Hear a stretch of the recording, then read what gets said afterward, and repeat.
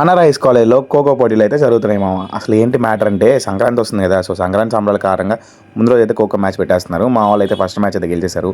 Second match కోసం మేమైతే waiting చేస్తున్నాం. మేము మిగతా మా ఫ్రెండ్స్ అందరం కూర్చొని ఎవరు అయితే చేసుకుంటున్నాం, ఒక్కొక్కటి వాళ్ళ ఎవరి గురించి చెప్పండి అంటే మా శివాజీ గారు వాళ్ళ ఎవరి పేరు చెప్పంటే వాటి నేను చెప్తున్నాడు ఒకసారి. మా ట్రిపుల్ బ్యాచ్ జూనియర్స్ సీనియర్స్ కలిపి ఆడుతున్నారు మామ. మా వాళ్ళు ఫస్ట్ మ్యాచ్ అయితే గెలిచేశారు, సెమీఫైనల్ సెలెక్ట్ అయ్యారు. సో దానికైతే మా రమేష్ సార్ అయితే ఆల్ ది బెస్ట్ చెప్తున్నారు.